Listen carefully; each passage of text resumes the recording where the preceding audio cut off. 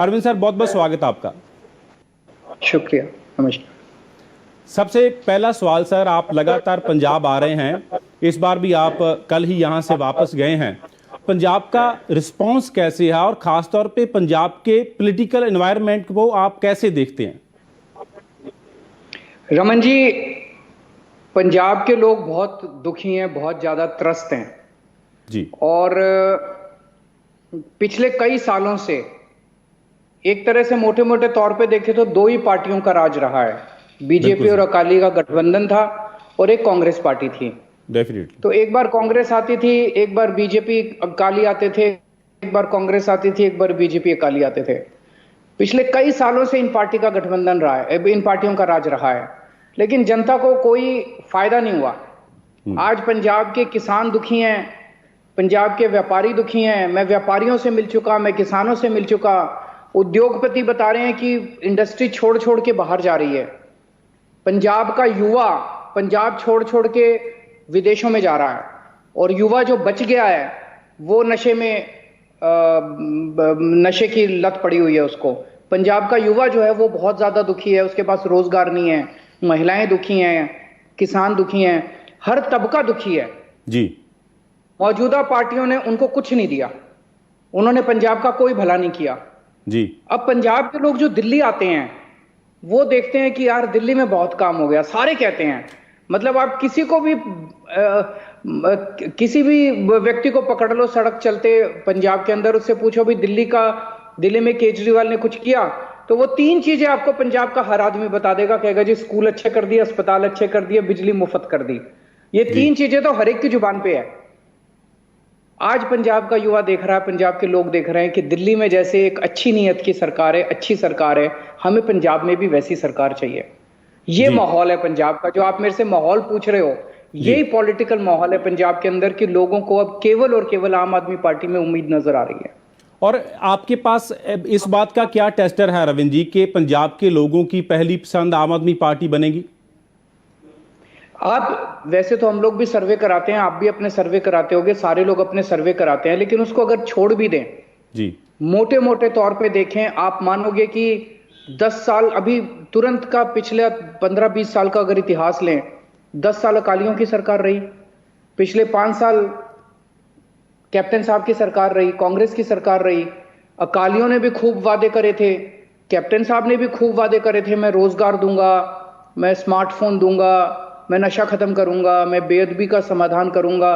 कितने वादे करे थे उन्होंने, कोई वादा पूरा नहीं किया उन्होंने। किसानों के लिए कुछ नहीं किया, इंडस्ट्री के लिए कुछ नहीं किया।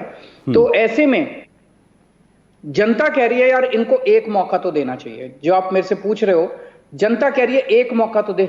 तो जो जनता की जुबान पे है कि इस बार एक मौका तो केजरीवाल को देवांगे जी, तो एक मौका केजरीवाल को देने के लिए सब तैयार बैठे हैं। जैसे आप पंजाब में वायदे करके गए हैं, आप जैसे ही यहां से दिल्ली चले गए, पीछे से ऑपोजिशन ने आपके खिलाफ प्रेस कॉन्फ्रेंस की। अकाली कहते हैं कि अरविंद केजरीवाल यूटी के मुख्यमंत्री हैं, फुल फ्लेज स्टेट उन्हें चलाना नहीं आता, यूटी में काम करना बड़ा आसान है, पंजाब में बड़ा मुश्किल है, पंजाब के सर पर 7 लाख करोड़ के करीब का कर्ज है। इसके अलावा ये भी बात कही जाती है कि अगर अरविंद केजरीवाल पंजाब में जो वायदे कर रहे हैं दिल्ली में इनको लागू क्यों नहीं कर देते? सब लागू करे। जैसे हमने कहा बिजली मुफ्त करूंगा, मैंने बिजली मुफ्त करी है दिल्ली के अंदर। 73% दिल्ली के लोगों के बिजली के बिल जीरो आते हैं, जीरो। मतलब इसमें कोई हेरा फेरी नहीं है, कोई टैक्स नहीं, कोई सर्विस टैक्स नहीं, प्लान, उनके बिल जीरो लग के आते हैं। पंजाब में भी करेंगे। महिलाओं वाले फैसले को लेकर जी, दिल्ली में जैसे 24 घंटे बिजली कर दी, पावर कट नहीं लगता। मेरी सरकार बनने के पहले दिल्ली में खूब पावर कट लगते थे, 8-8 घंटे बिजली नहीं आया करती थी। आज पंजाब में भी वही हाल है, खूब पावर कट लगते हैं, बिजली नहीं आती है। इसको ठीक करेंगे, मेरे को करना आता है, इनको नहीं करना आता। ये जो चिल्ला रहे हैं इनको नहीं करना आता, इन्होंने कभी नहीं करा, 70 साल में इनसे नहीं हुआ, मैंने 5 साल में। क्या लगता है अरविंद जी, फिर आप अगर आप बोल रहे हैं कि मैं करूंगा तो दिल्ली के अंदर स्कूल अच्छे करे, बहुत शानदार स्कूल कर दिए, सारे देश के अंदर तारीफ हो रही है, पंजाब में भी करेंगे। दिल्ली के अंदर अस्पताल अच्छे करे, मोहल्ला क्लिनिक बनाए, पंजाब में भी बनाएंगे। जितने अच्छे अच्छे काम हुए हैं, ऐसा नहीं कि पहले हमें करना आता था, सरकार बनी, नीयत अच्छी थी।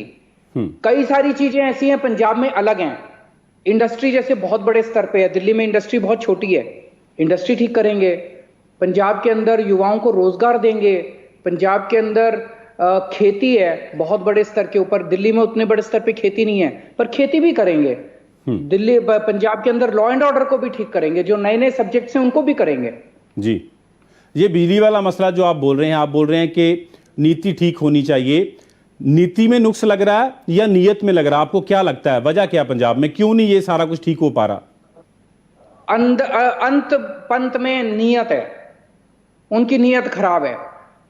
रमन जी एक चीज बताओ, एक एमएलए कोई बन जाए पंजाब में, चाहे दिल्ली में पंजाब में कहीं भी, उसका 5 साल में 20-25 करोड़ का तो बैंक बैलेंस हो जाता है जी। उसके 2-4 घर हो जाते हैं इधर उधर, हर शहर में 10-15 साल में एमएलए बहुत अमीर हो जाता है, फ्लैट बन जाता है, एक स्विस बैंक में अकाउंट हो जाता है। तो एमएलए बनने के बाद वो उसके पास सब कुछ आ जाता है। हमारे यहाँ ऐसे नहीं होता, हमारी नीयत साफ है, हमारी नीयत शुरू से ये है कि काम करना है, हमें लोगों के लिए काम करना है, ये सब बंद करना है, भ्रष्टाचार खत्म करना है, जैसे दिल्ली में किया जी। हमारी अकेली सरकार है रमन जी, अपने कैबिनेट के 2 मंत्रियों को मैंने सीबीआई को सौंप दिया था। मेरे को जरा सा पता चला कि ये गड़बड़ कर रहे हैं, सीबीआई को सौंप दिया। आज पंजाब की कैबिनेट के अंदर खुद कैप्टन साहब कह रहे हैं कि रेते का माफिया बैठा है, ट्रांसपोर्ट का माफिया बैठा है, सारे माफिया अगर आपके एमएलए और अगर आपके कैबिनेट के अंदर बैठे होंगे तो आप कैसे सरकार चला सकते हो? जब जो आपने ये जो वायदे किए कि हम 1000 रुपया देंगे, इसके बाद एक नया क्रिटिसिज्म शुरू हुआ पंजाब में। आज सिद्धू साहब भी बोले हैं, आपकी स्टेटमेंट के ऊपर उन्होंने प्रतिक्रिया दिया है कि अरविंद जी बोल रहे हैं कि मैं फ्री में दूंगा, इतना कर्जा पंजाब के ऊपर है, इतना पैसा कहां से लेकर आएंगे आप? सबसे बड़ा सवाल अरविंद जी यही हो रहा है कि फ्री हो रहा है, पर इतना पैसा कहां से आएगा? जिस स्टेट के पास ब्याज चुकाने के लिए पैसा नहीं है, वो इतना पैसा कहां से लेकर आएंगे? 2 चीजें हैं जी।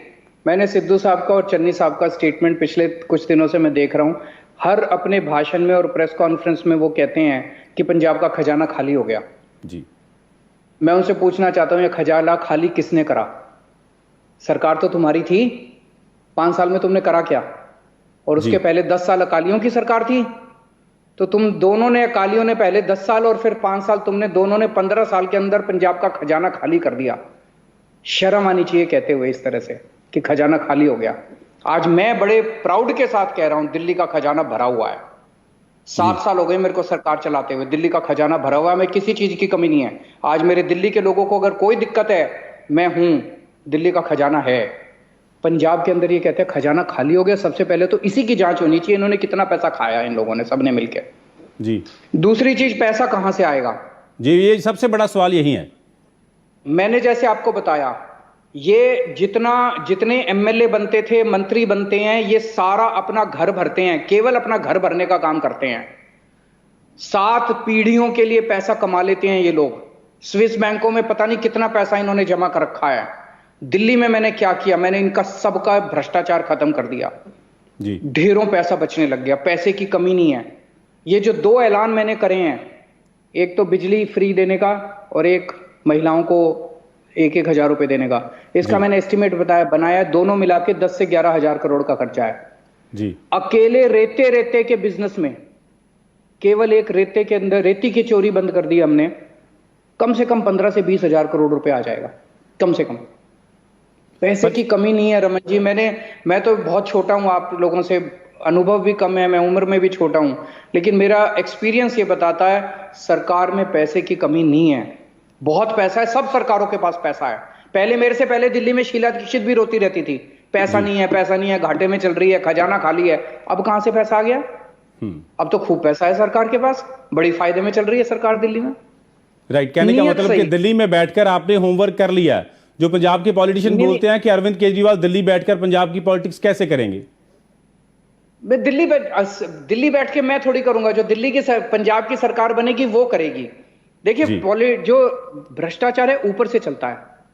अगर आम आदमी पार्टी का मुखिया ईमानदार है, नीचे सारी हमारी सरकारें भी ईमानदार होंगे, उसको बख्शा नहीं जाएगा। अगर कोई कहीं हमारी सरकार बनेगी, मैं बख्शूंगा नहीं किसी को अगर किसी ने भ्रष्टाचार कर दिया।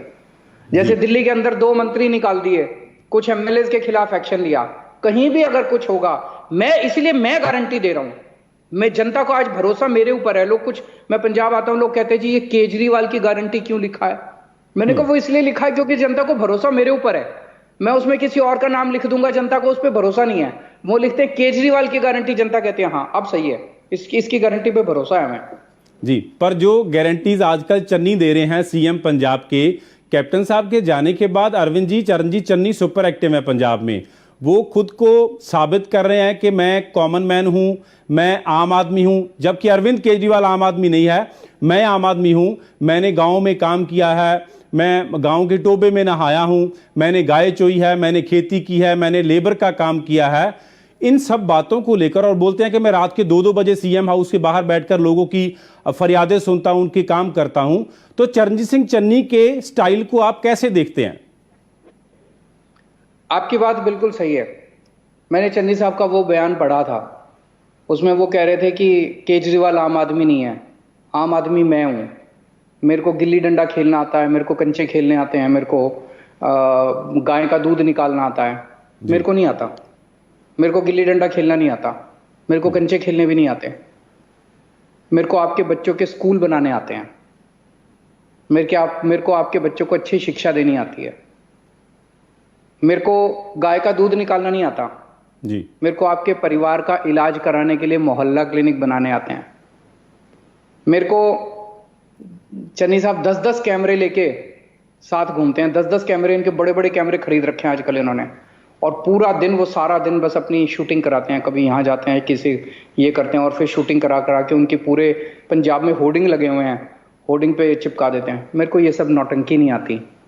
मेरे को आपके घर की बिजली का बिल 0 करना आता है। मेरे को आपको 24 घंटे बिजली देनी आती है। मेरे को झूठे ऐलान करने नहीं आते। आज पंजाब की जनता को तय करना है कि उनको नौटंकी करने वाली सरकार चाहिए कि काम करने वाली सरकार चाहिए। जी, और आपने चरणजीत चन्नी को एक नया नाम भी दिया, उसके पीछे क्या वजह है? देखिए तो वो रमन जी क्या हो रहा है कि चन्नी साहब, मैं जब भी पंजाब जाता हूं, मैं कुछ भी ऐलान करता हूं तो चन्नी साहब 2 दिन बाद वही ऐलान कर देते हैं। पर दुख इस बात का है कि वो केवल ऐलान करते हैं, उसको लागू नहीं करते। मैं पंजाब गया, मैंने कहा कि मैं बिजली फ्री कर दूंगा। 2 दिन बाद उन्होंने कहा कि बिजली फ्री हो गई आज से पंजाब में। बड़े बड़े होर्डिंग लगे हुए हैं पूरे पंजाब के अंदर, बिजली मुफ्त। रमन जी, आपका बिजली का बिल कितना आता है? मुफ्त हो गई आपकी? 0 बिजली का बिल आ रहा है? नहीं, अभी कल नोटिफिकेशन आया उनका सरकार का। नहीं, नोटिफिकेशन तो थोड़ा सा कम करने का आया है, वो भी कल करा है, क्योंकि मैं परसों बोल के आया। झूठ क्यों बोलते हैं? पिछली बार है तो वो कांग्रेस ही ना, सेम पार्टी है। पिछली बार कांग्रेस पार्टी ने कैप्टन के जरिए झूठे झूठे वादे करे, रोजगार देंगे, स्मार्टफोन देंगे, कर्जे मुफ्त करेंगे, 2500 पेंशन देंगे, नशा मुक्त करेंगे, बेअदबी, कितने वादे, 10 वादों की लिस्ट थी उनकी जी। इस बार उनको लगा कि कैप्टन साहब ने तो सारे झूठे वादे करे थे, इनके नाम पे वोट नहीं मिलेंगे। कांग्रेस पार्टी ने ऐन 3 महीने पहले चन्नी साहब को ले आए। अब उसी स्टाइल में चन्नी साहब झूठे झूठे वादे कर रहे हैं। बिजली कह रहे हैं मुफ्त करेंगे, मैंने कहा बिजली मुफ्त करेंगे, वो कहते हैं बिजली मुफ्त। अगर वो बिजली मुफ्त कर देते, मुझे सबसे ज्यादा खुशी इस दुनिया में मेरे को होती। मैंने कहा मोहल्ला क्लिनिक बनाएंगे, उन्होंने कहा मैं भी मोहल्ला क्लिनिक बना देते, मोहल्ला क्लिनिक। रमन जी, मैं चुनाव नहीं लड़ता पंजाब का, मुझे लगता है एक अच्छा सीएम आ गया यार, क्या जरूरत है हमें? हमको यहाँ पे सत्ता के लिए थोड़ी आए हैं, हम तो देश सुधारने के लिए आए हैं। अगर वो कुछ करते हुए दिखाई देते मेरे को, मैं अपनी पार्टी को कहता भाई पंजाब में चुनाव मत लड़ो, इनको सारे झूठे के वही रिपीट हो रहा है जो कैप्टन के टाइम में था, सारा वही रिपीट हो रहा है। इन्होंने कहा रेता 5 रुपए फुट हो गया, कल सिद्धू साहब ने उनकी स्टेज से बोल दिया कि चन्नी साहब झूठ बोल रहे हैं, रेता 5 रुपए फुट नहीं हुआ, 20 रुपए फुट बिक रहा है, 25 रुपए फुट बिक रहा है। उनके अपने पार्टी के लोग कह रहे हैं कि झूठ बोल रहे हैं। उन्होंने परसों बोला कि 100 रुपए केबल के देने पड़ेंगे। आज केबल ऑपरेटर वालों ने कहा कि अभी तक तो प्रेस कॉन्फ्रेंस किया उन्होंने, और वो बोल रहा है कि ट्राई रेट तय क्यों हैं, तो ये हो ही नहीं सकता। तो रोज ऐसे ऐसे इन्होंने कहा 36,000 मुलाजिम पक्के हो गए। कल टीचर आए मेरे पास, बोले जी हम गए इनके पास, हमने कहा जी आप कह रहे हो 36,000 पक्के हो गए, इसमें हमारे नाम तो है ही नहीं। कहते नहीं इसमें टीचर नहीं है पक्के वालों में, टीचरों को नहीं लिया। फिर सफाई कर्मचारी गए इनके पास, बोले नहीं सफाई कर्मचारी नहीं है इसमें। तो वो 36,000 कौन से पक्के हो गए? कोई हवा में पक्के हो गए क्या? झूठ पे झूठ, झूठ पे झूठ, झूठ पे झूठ, ये सही नहीं है। सिद्धू ये साहब की, अच्छे अरविंद नेता जी की आप बात तो नहीं। तारीफ करके सिद्धू साहब जी कि कांग्रेस ने अपनी स्ट्रेटेजी बदल ली है। कांग्रेस को लगा कि कैप्टन के सारे झूठे वादे पकड़े गए, एक नया आदमी ले आओ, वो नया आदमी अब नए झूठे वादे करेगा, 5 साल उससे चला लेंगे, फिर अगला 5 साल के बाद एक और नया आदमी ले आएंगे, वो और नए वादे करेगा। आप दिल्ली चले गए सर सिद्धू साहब की तारीफ करके, और पंजाब की पॉलिटिक्स में नई चर्चा छिड़ गई है। पॉलिटिकल पंडित कई तरह की क्यासराइयां लगा रहे हैं, इस तारीफ के मायने क्या हैं?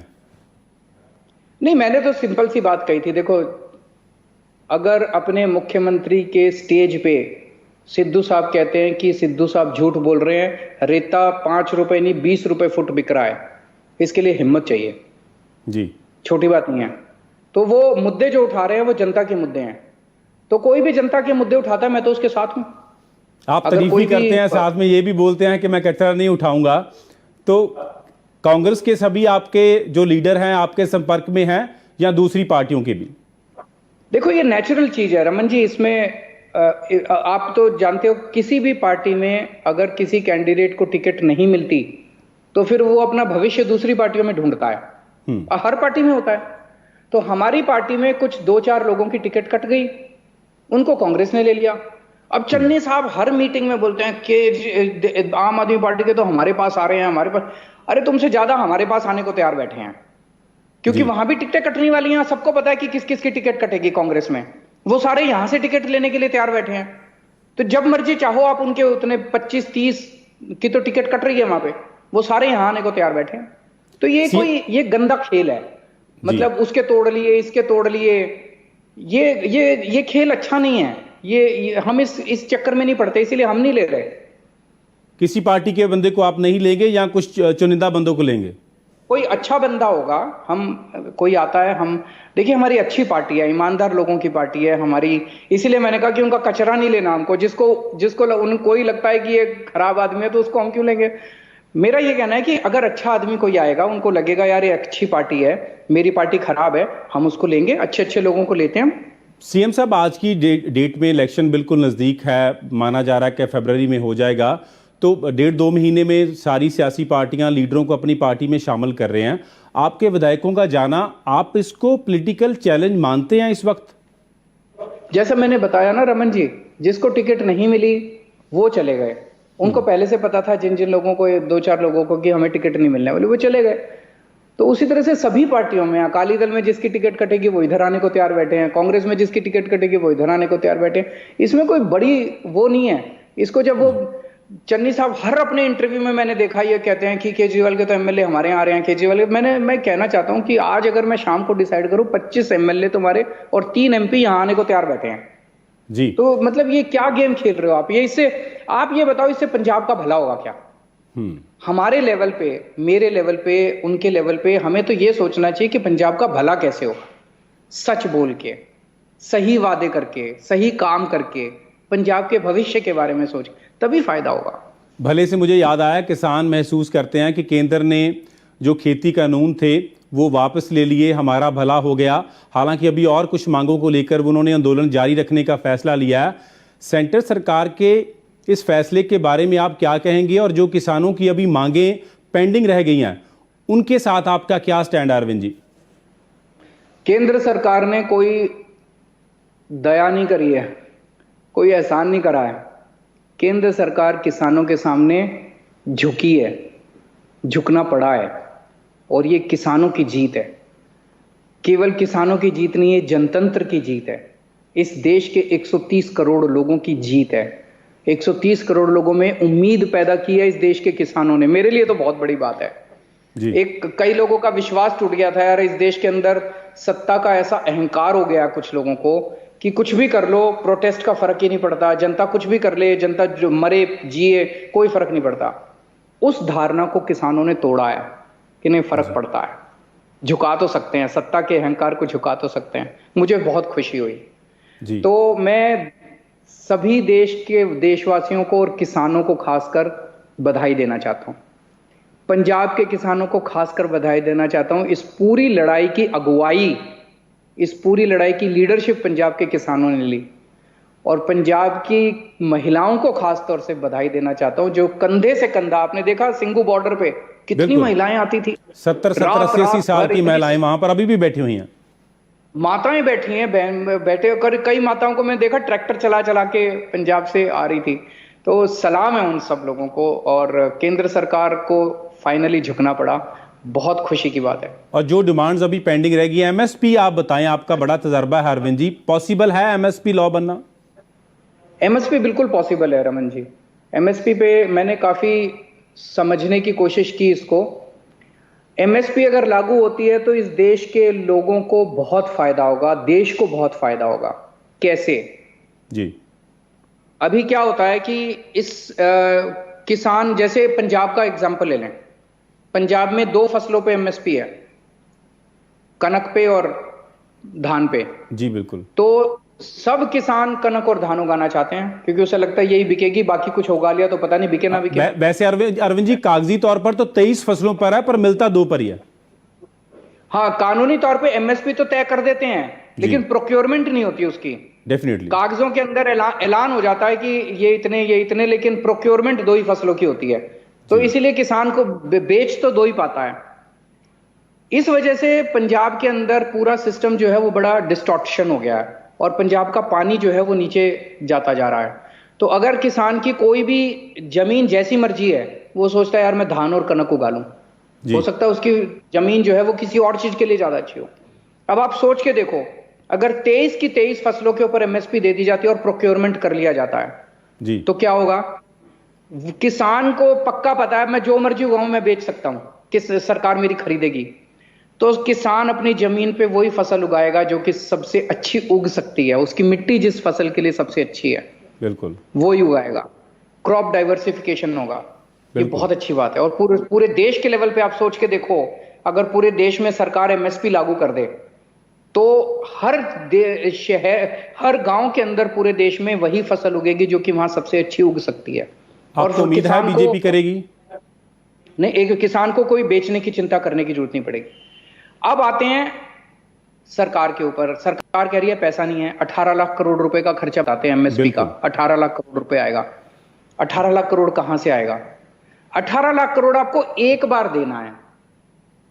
एक बार आपने 18 लाख करोड़ दिया, किसान से फसल खरीद ली, फसल आपके गोडाउन में आ गई, उसके बाद आप उस फसल को बेचोगे ना, सरकार बेचेगी।